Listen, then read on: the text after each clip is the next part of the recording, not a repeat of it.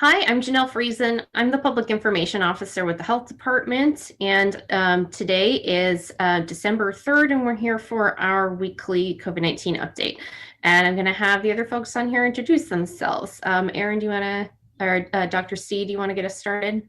Sure. I'm Erin Corvo, or Dr. C, as I'm known on this show, and I'm the Deputy Health Officer for Wyandotte County.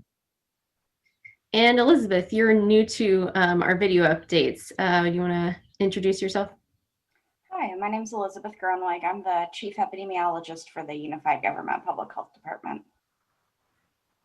All right. I think the biggest thing that we want to talk about today is quarantine guidelines. There's been a lot in the news lately about some new guidelines that came out from the CDC, as well as a release that went out from the Kansas Department of Health and Environment, or KDHE. Dr. C, do you want to give a little background on what those guidelines were that we have been looking at here? Sure, Janelle, thanks. And I'll call on Elizabeth here to help me out as well, because she's really the expert in this. But what I can say is that the CDC came out with new recommendations yesterday on December 2nd. And what I want to emphasize is that there's really no scientific change in sort of how we perceive the virus and how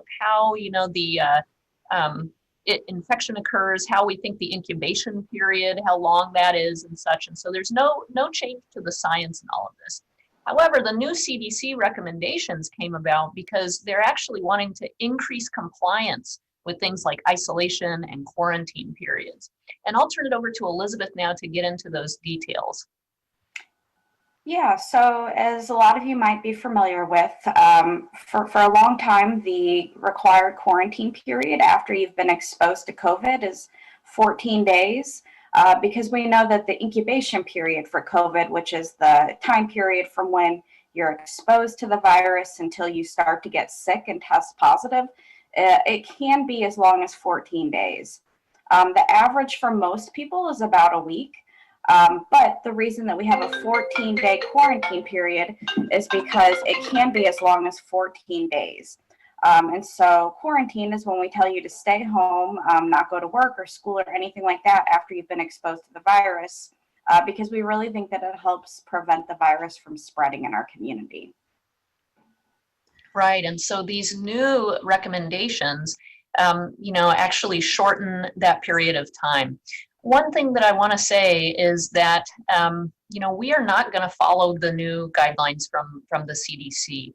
We've talked this over as a team, myself, Elizabeth, Dr. Greiner, Julianne, our health department director, and we feel like because this is not based in the science of how long the incubation period is for the virus, we just don't feel like this is the safest thing or the best thing to do in our community. KDHE and Dr. Lee Norman in Topeka have also recommended that, that 14-day quarantine and monitoring time frame after exposure to COVID-19 is still the best recommendation to follow. And so we felt that was a strong charge in our community to kind of just stick with what we've been doing since the beginning of this pandemic.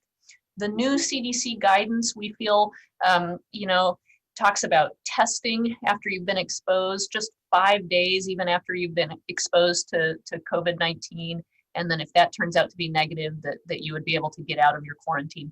We don't feel like that's safe. Again, that period of time of incubation is much longer than that. And we know the science behind that, and that science is still absolutely true.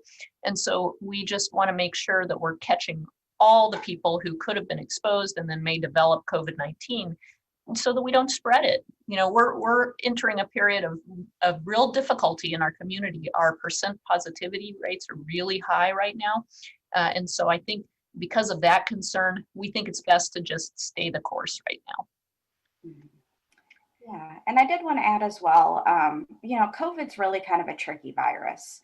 One of the really tricky things about it is that for 2 days before someone starts to feel sick, they can be contagious to other people. And so that's why quarantine is so important. It's very possible for someone to go get tested 5 or 6 days after they've been exposed to the virus, test negative, and then maybe on day 8 or 9 start feeling sick, And so we don't want to accidentally have those people out in the community spreading the virus further. All right, thank you so much for talking about that. So yeah, the safest thing right now is to just stick with that 14-day guidance. As you mentioned, KDHE acknowledged that that's still the safest thing. You know, even CDC talked about their new guidelines were sort of additional options. It wasn't like abandoning the 14 days. So we really need to just stick with those 14 days because that's going to be the safest for everyone in our community. Okay, I want to move on to talking about contact tracing. Elizabeth, can you tell us more about, I know we've seen a lot more cases over the past couple of months than we have for a while. What is that doing for our contact tracers, and what does that mean for contact tracing in Wyandotte County? Yeah, thank you, Janelle. So contact tracing is when we identify a case who has COVID and is tested positive, and we work to identify anyone that they would have been in contact with while they were contagious to other people. And it's a really important public health tool that we have to help control the spread of COVID in our community. Unfortunately, when cases surge and we have, maybe 100 or 150 new cases being reported to us every day, it puts a strain on our contact tracing system, and it's very challenging for our contact tracers to keep up with the number of cases that we're getting in. And so, unfortunately, as the number of cases increases, our contact tracing team has fallen behind. And so that might mean that if you're diagnosed with COVID, you might not get a phone call from a contact tracer, within a timely manner or at all. And so it's really important for people to know what kind of steps they can take to help with contact tracing if a contact tracer can't get in touch with them. So if someone tests positive, what should they do to make sure that the people who are close to them, any friends and family or others they may have been around, what can they do to keep those folks safe? Yeah, so I mentioned this a bit before, but we like to look at the infectious period for COVID. And so we know that people are usually infectious for COVID 2 days before their symptoms begin, or if they didn't have symptoms, 2 days before they test positive. And they continue to be contagious for up to 10 days after that date as well. And so the most important thing that people can do is sit down, make a list of who you would have been around during that infectious period when you were contagious to other people. We really consider close contacts, and a close contact is someone that you would have been within 6 feet of for 10 minutes or longer. And so you would want to make a list of all those people and then reach out to them to let them know that they were potentially exposed to COVID because you tested positive, and that they should quarantine for 14 days from the last time that they were around you. All right, great. Thank you so much. Want to just say a thank you to our community members for, helping with the contact tracing and for keeping in mind that 14-day quarantine period. I want to wrap us up today with just a reminder about the importance of getting tested as well. Absolutely, if you have any symptoms or a known exposure, but anyone who, regardless of symptoms or exposure, wants to get tested can get a free COVID-19 test.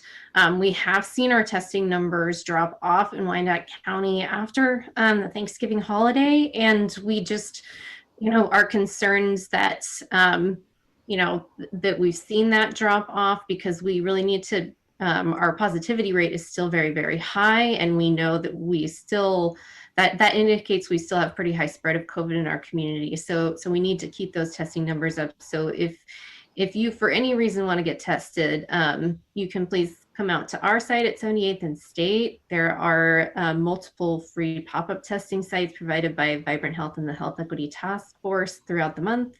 If you want to find a COVID-19 testing site in Wyandotte County, you can go to wicokck.org/COVID-19, and there's a COVID testing info button at the top that will take you to that information. All right, well, thank you so much for talking about this today, and we'll be back next week with more info.